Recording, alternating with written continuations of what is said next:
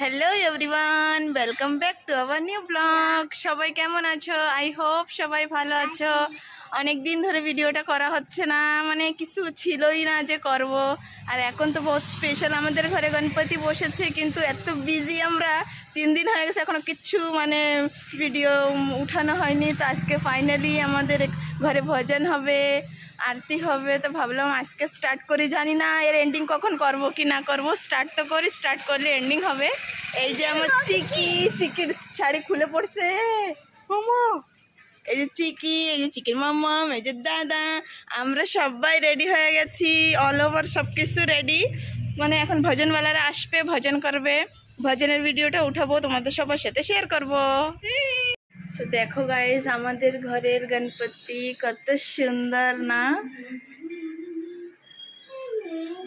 এত ভাল লাগছে, ঘরে পুজো হলে এত ভালো লাগে। 3 দিন কেমন দেখতে দেখতে চলে গেছে, ঠিকই পাওয়া যায়নি। আজকে আমরা 3 দিনের দিন ভজন করে বিসর্জন করি, আজকে আমাদের বিসর্জন হবে। মানে লাগছেই না যে গণেশ চতুর্থী হয়ে 3 দিন হয়ে গেছে।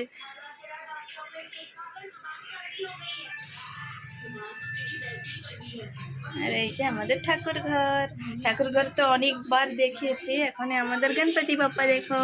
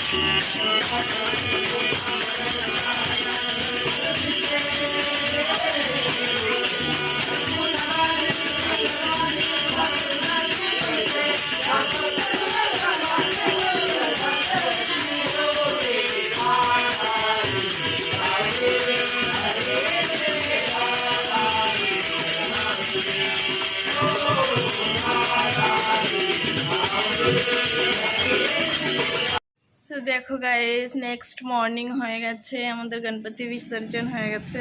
বিলকুল ভালো লাগছে না, মানে 3 দিন এরকম বেটা আবার আসবে। হ্যাঁ, মানে 3 দিন এরকম দেখতে দেখতে চলে গেছে কি।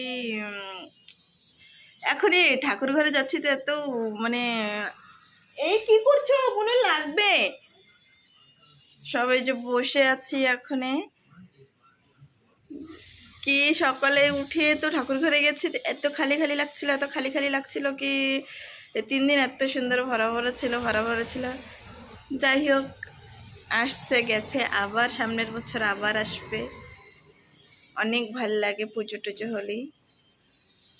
আর কি বলবো, আজকের ব্লগটা এখানেই এন্ড করছি। এই যে আমাদের ভজন কীর্তন টীর্তন হচ্ছে, সবাই দেখেছো। যদি ভালো লাগে প্লিজ লিটিল দিবিশাকে সাবস্ক্রাইব করো, শেয়ার করো, লাইক করো, কমেন্ট করো। বাই বাই এভরিওয়ান, দেখা হবে নতুন ব্লগে। বাই বলে দাও।